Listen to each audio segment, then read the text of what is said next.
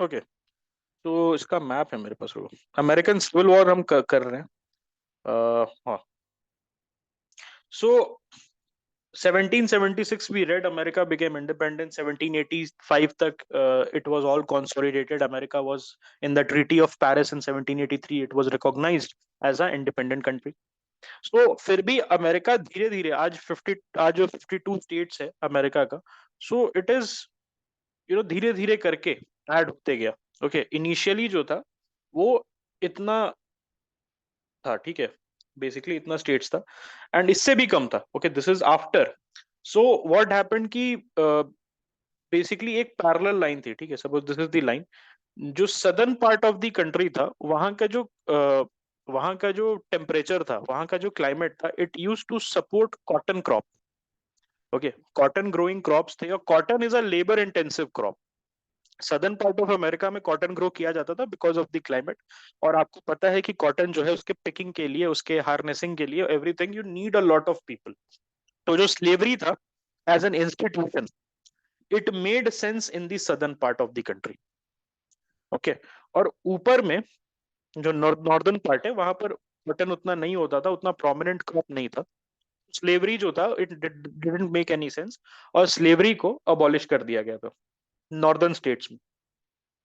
So there were a lot of, okay, there were a lot of things कि जो southern states थे, they were paranoid. Paranoid in the sense कि they had a deep attachment. They had a deep attachment to this institution of slavery, and the landowners especially, they actually treated the slaves as their property. कि भाई ये मेरे property है, and I want these people. Okay, I want to keep these people because this is a matter of prestige for me. ये क्या है? ये मेरा matter of prestige है। Okay, so एक time पे there were 22 states at one position। At one time there was 22 states, 11 state, and it was perfectly balanced. How? 11 states had outlawed this thing. They had outlawed slavery, and 11 states had slavery as an institution. Okay, so it was a perfectly balanced combination कि 11 state में नहीं है, 11 state में है slavery. And then लेकिन जो southern state है उनको ये लगा कि यार नए स्टेट जो जुड़ रहे हैं, okay, new states which are getting formed, वो अगर इंस्टीट्यूशन ऑफ स्लेवरी को नहीं लेंगे, ओके, इंस्टीट्यूशन ऑफ स्लेवरी को नहीं लेंगे, तो हमारा डिसबैलेंस हो जाएगा। So there needs to be balance. तो जैसे जैसे न्यू स्टेट्स जुड़ते गए, जैसे टेक्सास जुड़ा, कैलिफोर्निया जुड़ा, तो उनको, ओके, सो मिनेसोटा जैसे ये जुड़ा, ओके, कैंसस जुड़ा, मिसोरी जुड़ा, जुड़ते चला गया। Okay, all the states they started getting attached to the United States of America. So यहाँ पर जो साउथ का स्टेट था, ओके, साउथ के स्टेट्स थे, so they started giving offers कि आप जुड़ रहे हो, ठीक है, you are welcome in the United States of America, लेकिन आप स्लेवरी को लीगल रखना। But when the state started joining, ज्यादा इन्फ्लुएंस पॉसिबल नहीं था। तो कैलिफोर्निया जैसे ज्वाइन हुआ, तो कैलिफोर्निया जो ज्वाइन हुआ, तो पीपल सेड यार कैलिफोर्निया तो करेगा, कैलिफोर्निया तो स्लेवरी रखेगा, but California said okay we don't want to keep slavery. Okay, so उससे क्या हुआ, धीरे धीरे करके when the state started joining the American union, okay, जो यूनाइटेड स्टेट्स ऑफ अमेरिका है, उसमें जब ज्वाइन करने लगा, बेसिकली एक डिसबैलेंस हो गया। Disbalance between the states which had slavery and states which did not have slavery. और जो स्टेट्स थे जिनके पास स्लेवरी था, so they got anxious, they got very anxious. यार ये एक तो पहली चीज थी कि south was a completely agrarian state, मतलब वहां पर cotton production was the chief, cotton production was the chief basically crop, और इंडस्ट्रीज कम थी। वेर एज नॉर्थ जो था वो इंडस्ट्रियलाइज था। ओके, वहां पर इंडस्ट्रीज बैठी थी, इंडस्ट्रियल रेवोल्यूशन पहुंच चुका था। Then there was a cultural difference as well. South का कल्चर जो था वो थोड़ा डिफरेंट था compare to that of north, because again agrarian culture, थोड़ा सा फ्यूडल कल्चर आ जाता है, फ्यूडल एलिमेंट्स आ जाते हैं, वेर नॉर्थ में egalitarian culture. Population difference was there, 5 million people in south, 50 lakh का पॉपुलेशन था साउथ का, 2.2 करोड़ का 22 मिलियन का पॉपुलेशन था नॉर्थ में. It included the slaves. एक इंटरेस्टिंग बात क्या है, दैट अगर स्लेव्स को आप ऐड कर लेते साउथ के पॉपुलेशन में, तो total population would have been close to 10 million. Because जितने लोग थे, जितने व्हाइट मैन था, जितने लैंड ओनर थे, उतने ही नंबर्स के स्लेव्स भी थे. अप्रोक्सीमेटली 4 to 5 मिलियन पीपल, 40 से 50 लाख लोग स्लेव्स की तरह काम कर रहे थे, और 50 लाख लोग एज लैंड ओनर्स थे in the south. Again why? Because south में आपको मैंने बताया ही कि अमेरिका में लैंड की कमी नहीं थी. Everybody had enough land in America, and everybody in the south especially had enough slaves who worked on those lands. Okay, then 22 million के जो थे उसमें स्लेव्स का भी पॉपुलेशन काउंट है, because the slave was considered a free man. Slavery was abolished and they were considered a free man. फिर एक इनका कॉम्प्रोमाइज हुआ था 1820 में. एंड इसमें क्या था कि मिसौरी मिसौरी जो था, it was admitted as a slave state, मतलब जहां पर स्लेव लीगल है. और जो मेन है, यहां देखो, ये मिसौरी जो है, ये स्लेव स्टेट की तरह इसको लाया गया था. और जो मेन है नॉर्थ में, ये फ्री स्टेट की तरह लाया गया था. ऐसा क्यों था? Because this was a compromise. क्योंकि सदर्न जो स्टेट्स थे उनको एंजाइटी थी कि अगर ज्यादा non slave states, free states ज्यादा बढ़ जाएंगे, तो आई विल बिकम इररेलेवेंट, और ये जो नॉर्थ के स्टेट्स हैं, ये अपना विल इम्पोज करना चाहेंगे मेरे ऊपर. ओके, लेकिन फिर भी एंजाइटी खत्म नहीं हुई इस टाइप के कॉम्प्रोमाइज में. कैलिफोर्निया जो था, 1850 में एक फ्री स्टेट की तरह इंक्लूड किया गया. एंड देन उसमें fugitive slave act was introduced. Okay, जहां पर जो स्लेव्स भाग रहे हैं स्लेव स्टेट से, okay, suppose slave slave state से अगर आप एज अ स्लेव आप भागने में सक्सेसफुल रहे, तो you can find refuge in these states जहां पर fugitive slave act was in power. Okay, specially California. Then okay, there were lot of things. Kansas Nebraska act आया 1854 का, ड्रेड स्कॉट डिसीजन, जहां पर सुप्रीम कोर्ट ने बोला that African American could not be citizens, and Congress जो है could not regulate slavery in the territories जहां पर स्लेवरी अभी भी प्रेवलेंट है. ओके, सो यहाँ पर क्या था कि जॉन ब्राउन करके एक बंदा था, तो 1859 में he attempted to start a slave rebellion in the state of Virginia, and which alarm the southerners. तो जो साउथ के लोग थे, दे गॉट अलार्म कि यार ये ऊपर वाले ना बदमाशी कर रहे हैं. जहां पर नॉर्थ वाले जो है, नॉर्थ के जो है, नॉर्थ के लोग जहां पर इंडिपेंडेंट स्लेव फ्री स्टेट्स है, they are basically trying to incite a rebellion, और ये हमारा जो प्राइज्ड पोजेशन है, जो हमारे स्लेव्स है, उसको ले जाएंगे. So Republican party was formed around this time by a people, group of people.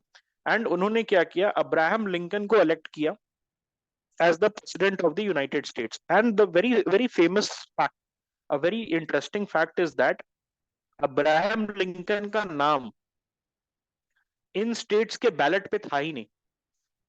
Abraham Lincoln का नाम इन इन स्टेट्स के बैलेट पे था ही नहीं. Abraham Lincoln literally won due to the popular support of the free states. Okay, because the southern state they had the anxiety कि Abraham Lincoln ये आएगा, बंदा पता नहीं क्या है, what he is, what his ideology is, so he might abolish slavery. He is a newcomer basically. तो इन्होंने क्या किया, सदर्न स्टेट ने फोर्स करके अब्राहम लिंकन का नाम ही काट दिया अपने बैलेट से. इतना पॉपुलर सपोर्ट था अब्राहम लिंकन का, that he got the majority from these states only, northern states. फिर भी अब्राहम लिंकन ने अश्योर किया, फिर भी अब्राहम लिंकन ने अश्योर किया इन सारे स्टेट्स को that I am not going to take away your slaves. Okay, I am not going to take away your slave. लेकिन फिर भी एक स्टेट है यहाँ पर, ये देखो, the state of south Carolina. And the state of south Carolina से मैं नहीं मानता. ओके, चल झूठा. मैं नहीं मानता. I am not going to fall for this sweet talk. मुझे लगता है कि तुम मेरा स्लेव ले जाओगे. तो साउथ कैरोलिना जो है, it became the first state to secede from the union. The problem was इस समय में that the state affinity, the state identity was much stronger than the national identity. Everybody thought of themselves as a Texan, as a Californian, as a Floridan, as a Carolinian, as a person from Alabama first.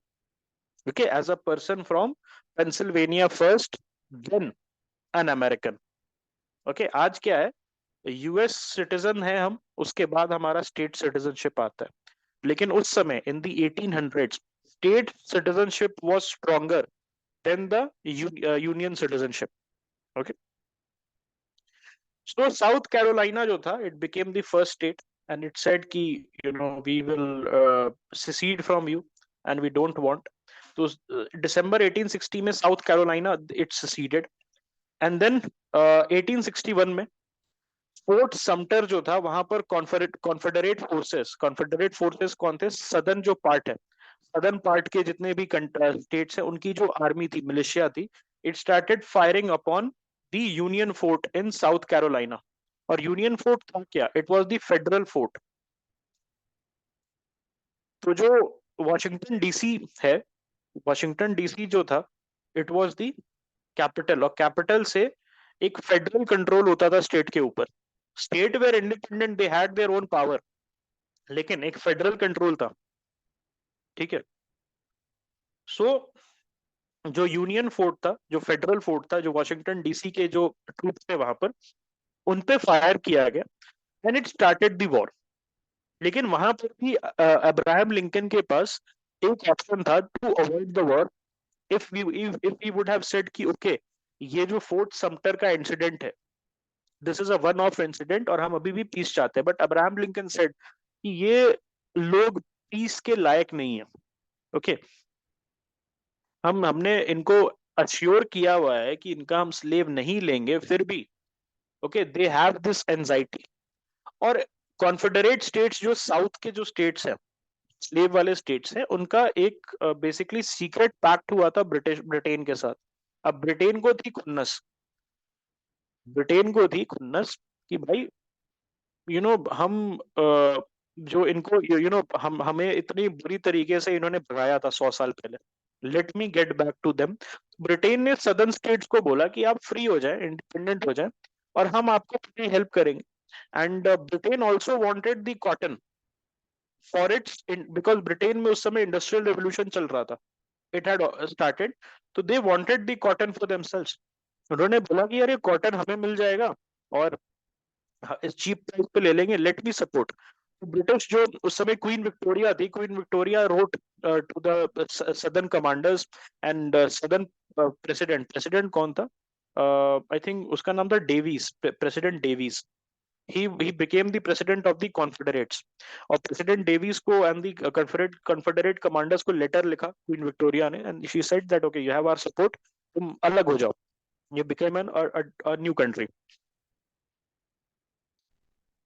So initially what happened, that confederate victory was there because there was element of surprise. जो union का जो fort है, जो union के fort से उस पर attack करने लगे, the unions were taken aback. और initially first battle of Bull Run जो था, उसमें कॉन्फेडरेट्स जो थे दे वन. और एक और प्रॉब्लम क्या थी कि confederates wanted the war to end early.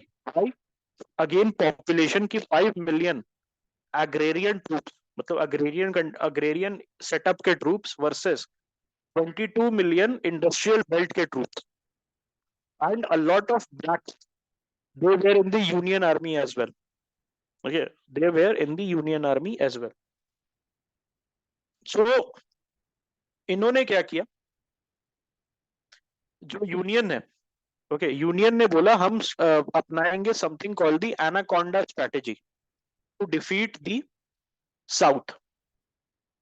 तो उन्होंने क्या किया, एक सांप की तरह ये वाला जो पूरा एरिया है यहाँ पर ब्लॉकेड कर दिया. लाइक एन एनाकोंडा, ये जो पूरा एरिया है उन्होंने ब्लॉकेड कर दिया। And they said the union commanders they envision कि हम यहाँ पर ब्लॉकेड, नेवल ब्लॉकेड लगाएंगे, और नेवल ब्लॉकेड जो लगाएंगे उसके वजह से ये जो सदर्न स्टेट है वहां पर कोई भी शिप्स आके इनके फोर्ट पे, इनके पोर्ट्स पे जाके इनके इनके जो इनको सप्लाई नहीं कर सकती है, खाना पीना नहीं दे सकती है, और उसको यूज करके हम इनको क्रिपल कर देंगे। Okay, we are going to cripple these people. So this strategy started working. एक तो पॉपुलेशन का मैसिव डिफरेंस था, यहाँ 22 मिलियन पीपल रहते थे, यहाँ 5 मिलियन पीपल रहते थे, और इनिशियल जो एलिमेंट ऑफ सरप्राइज है वो धीरे धीरे कम होने लगा। Okay, so initially what happened with the union, the problem was कि जो इनके जनरल्स थे they were very incompetent. Abraham Lincoln जो था उसने जो जनरल्स को अपॉइंट किया, they had the soft spot. Okay, they had a soft spot for the south, तो वो ज्यादा एग्रेसिव नहीं थे। It was not until a person called Ulysses S Grant was appointed the commander, वहां से war का जो नेचर है वो चेंज हो गया।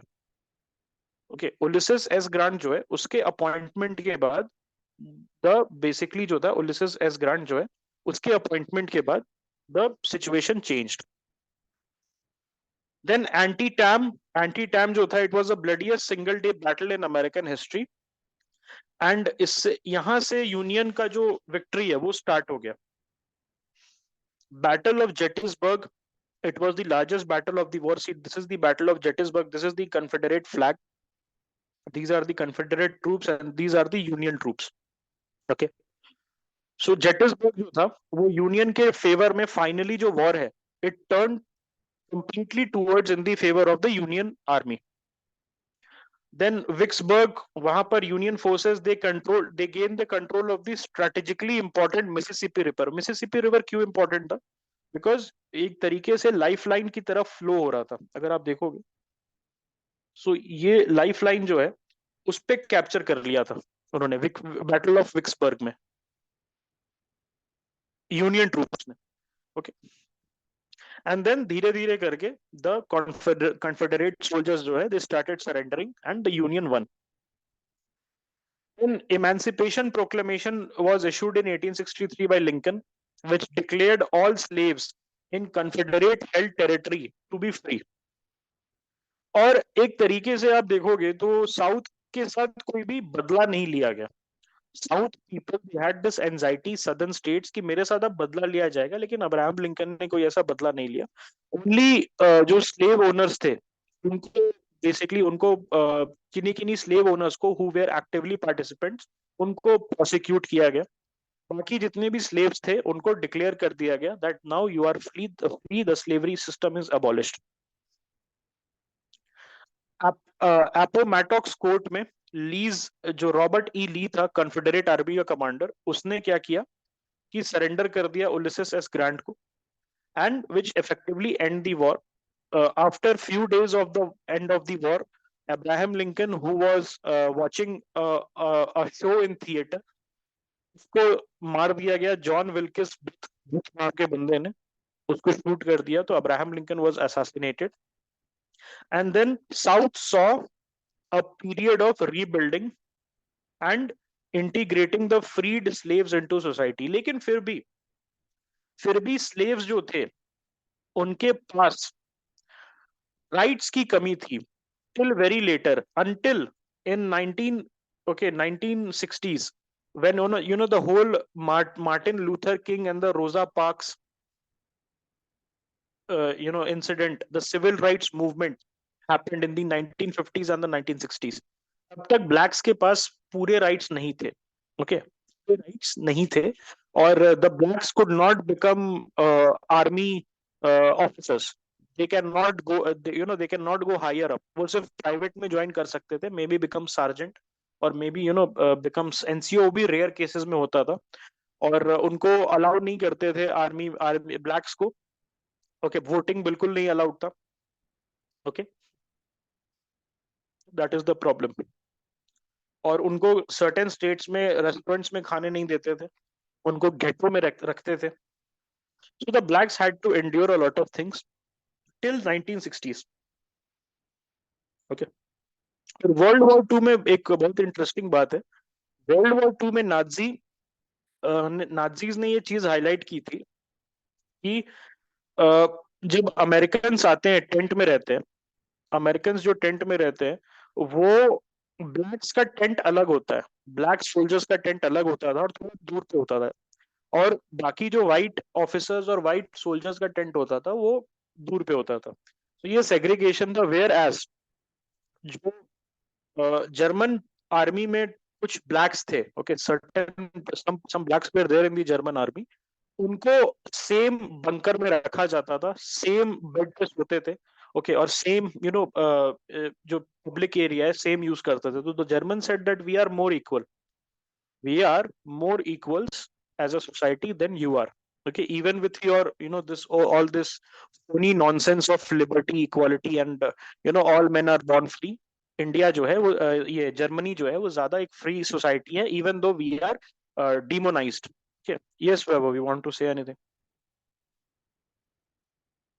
सर एक एक्सिस प्रोपेगेंडिस्ट हुई थी, एक्सिस स्टोरी, तो उसने भी सब बहुत बार से हाईलाइट करा था कि जो तुम जो कह रहे हो कि अमेरिकन में बहुत लिबरेटर्स हैं, क्योंकि वो खुद वो अपने निगर्स जो थे, तो उनके जो सोल्जर्स जो थे उनको सब बहुत बुरी तरीके से वो टॉर्चर करते थे। तो एक बार सर ऐसा भी हो गया था कि सर कि सर सिर्फ सिर्फ जो व्हाइट सोल्जर्स जो थे वो कॉम्बैट ड्यूटी वो करते थे, बाकी सब जो भी जो थे ब्लैक सोल्जर्स वो सब वो लॉजिस्टिक्स में सब वो काम वो करते थे। और कभी कभार ऐसा भी हुआ कि उनको से मेडल ऑफ ऑनर भी कि कभी से दिया ही नहीं गया, जो कि इनका कैसा परमवीर चक्र है। ठीक है, that is correct. So significance क्या था? Abolition of slavery, cost of war was there, over 600,000 soldiers died, और जो साउथ था उसको सिग्निफिकेंट डिवास्टेशन फेस करना पड़ा in terms of their the loss of their industry and everything. Then tensions also was there. आज भी अगर आप देखोगे तो north south divide is very prominent. North और साउथ का डिवाइड बहुत प्रोमिनेंट है। North is still considered safe for the blacks, क्योंकि साउथ में अभी भी racism is still there, and a lot of southern people they have the confederate flag outside their house, and confederate flag जो है उसको as a symbol माना जाता है ऑफ दिस थिंग, क्या बोल सकते हो उसको, हाँ, बेसिकली क्लू क्लक्स क्लैन जो था उनका, के Ku Klux Klan, that was also a southern, basically southern एक मैन्युफैक्चर है। Why was it not divided? It doesn't make any sense. मान लो कि हमारा साउथ इंडिया के साथ, suppose North India South India के साथ का आइडियोलॉजिकल डिफरेंसेस है, साउथ इंडिया सेंटर है, लेफ्टिस्ट है, या मान लो राइटिस्ट है, एनीथिंग, और नॉर्थ इंडिया कुछ और है, क्या आप डिवीजन थोड़ी कर लेते? यू लिव, लेकिन बिकॉज यूनिटी में ही स्ट्रेंथ है ना, यूनिटी रहने में ही स्ट्रेंथ है। ओके, इसका इम्पैक्ट क्या आ रहा था ग्लोबल इकोनॉमी पे? तो कॉटन शॉर्टेज, मैंने बताया साउथ बहुत एक हाई प्रोडक्शन करता था कॉटन शॉर्टेज का, उससे क्या हुआ वर्ल्ड में, स्पेशली इन इंग्लैंड जहां पर इंडस्ट्रियल रेवोल्यूशन था और उनके टेक्सटाइल्स मिल्स थे, वहां पर ग्रेट शॉर्टेज आ गया। उसके वजह से डेक्कन, ये हैदराबाद आंध्र प्रदेश ये वाला जो एरिया था, महाराष्ट्र का एरिया था, वहां पर उन्होंने, जहां पर ब्लैक सॉइल है because of the Deccan traps, if you guys remember, तो वहां पर they started growing to offset the loss. Okay, उससे अलग कलेश मचा था, वो हम डिस्कस करते हैं अभी। Cotton shortage was there which was called cotton famine, then shift in cotton production. तो इंडिया और इजिप्ट में, ओके, इंडिया और इजिप्ट में कॉटन प्रोडक्शन को एक्सपैंड किया गया to offset the losses from the southern states. Commodity prices बढ़ गई वर्ल्ड की, trade patterns was now different. Okay, Britain जो था, they began to increase grain imports from Russia. अब रशिया से वो खाना मंगाने लगा ब्रिटेन। पहले कहाँ से मंगाता था? सदर्न स्टेट से मंगाता था, because it was a agrarian hub. और जो यूनियन और कॉन्फेडरेसी है, they sold bonds to foreign investors to finance their war. तो there was a lot of debt on the American after the American civil war. Impact of India on India क्या था? There was surge in cotton production. Cotton production काफी ज्यादा बढ़ गया था at particular time 1860s से लेके 1865 में कॉटन प्रोडक्शन रीच्ड पीक। उसके बाद क्या हुआ? After the cotton production normalize, ये जब स्टेट्स सदर्न स्टेट्स वापस करने लगे, तो there was a crash in price. Sudden boom आया तो every farmer started growing cotton, और अचानक से क्रैश हो गया तो there was a lot of hue and cry that अब हम क्या करें। ओके, सो जो ये वॉलेटिलिटी है, ये जो एंजाइटी है, it led to the Deccan riots of 1875। उसके वजह से 1875 का डेक्कन रायट्स आया, और उसके बाद क्या हुआ, डेक्कन रिलीफ एक्ट भी आया। Okay, it was the first win of the peasant movement as well. हम ये कह सकते हैं डेक्कन रिलीफ एक्ट जो था, it came in the same year. और उसके बाद वो क्या था कि कॉम्पनसेशन देने के लिए, ओके, जो ग्रोवर्स हैं कॉटन के, और जो उनको कॉन्ट्रैक्ट दे रहे थे कि आप ग्रो करें कॉटन, ओके, हम आपको एडवांस देंगे, एंड देन उनको डेट ट्रैप में फंसा रहे थे।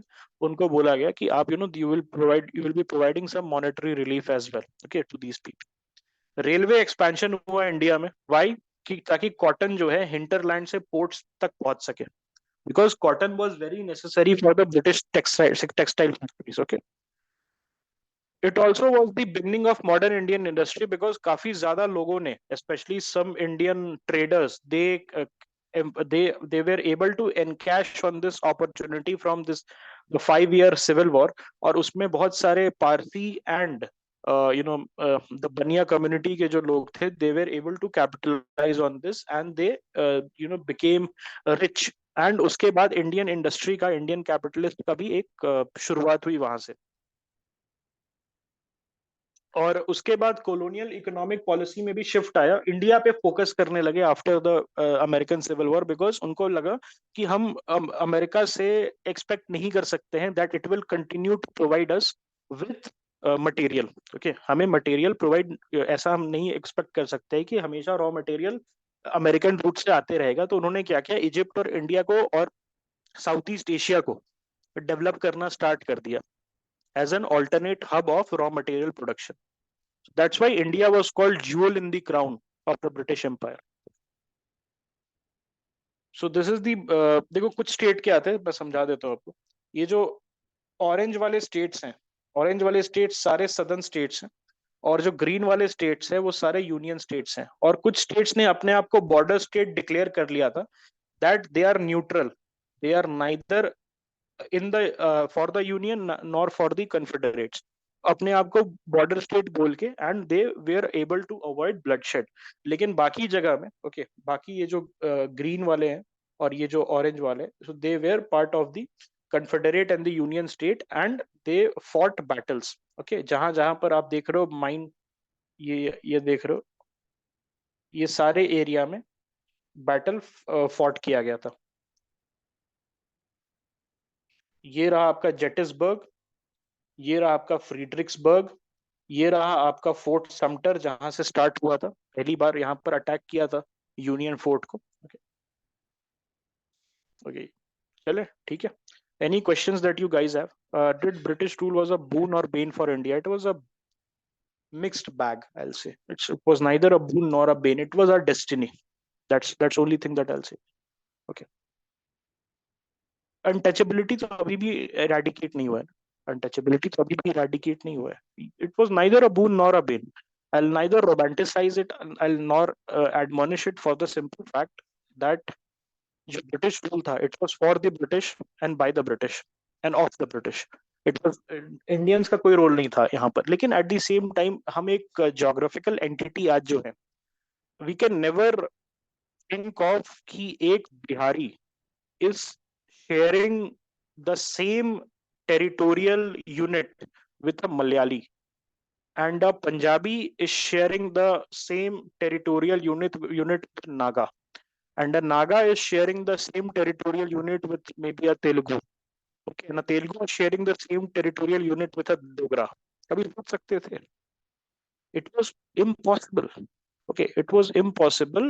Earlier times में Gupta Empire was one phase, and the Ashokan Empire was one phase. Gupta empire was one phase, Ashokan empire, Maratha थोड़े टाइम के लिए हम कह सकते हैं मराठा भी था, लेकिन इतना एक्सपेंस नहीं था। नॉर्थ ईस्ट कभी हमने टच नहीं किया, उतने दूर तक हम नहीं गए थे। ओके, नॉर्थ ईस्ट में उतना दूर हम नहीं जा पाए थे। ऑल्दो अरुणाचल प्रदेश में देयर इज अ परशुराम कुंड, ऐसा भी आप नहीं कह सकते हो कि इंडिया हमेशा से उस एरिया से अनजान था। मैतीज Who are the Metis, the Vaishnavites? जो Metis है, okay, Metis जो है आप देखोगे बेसिकली, तो भारतवर्ष का जो कंसेप्ट है that was always alive, that was always alive in our theory, in our books, in our minds, in our soul. But the Britishers unknowingly, obviously उनका कोई वो नहीं था कि भाई मैं इंडिया आके यूनाइट करता हूँ, let me unite these people, नहीं. But it was a side, this territorial integration, this survival as a geographical unit, it was a British rule side, आप बोल सकते हो. Don't say that British ने हम पे कोई एहसान किया, आप ये कह सकते हो, because it is not the British rule which binds us together. हमेशा ये याद रखना, it is not the British rule which binds us together, or neither it is the Constitution. Although the Constitution might be the greatest thing that can happen, some people believe that, okay, that is fine.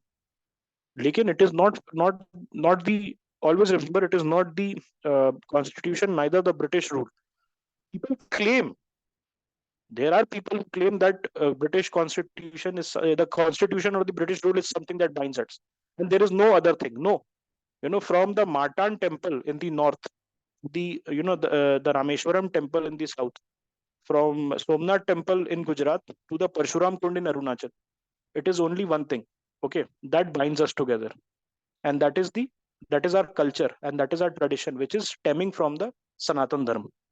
Okay. Any questions that you guys might have? Any questions more? No. Okay.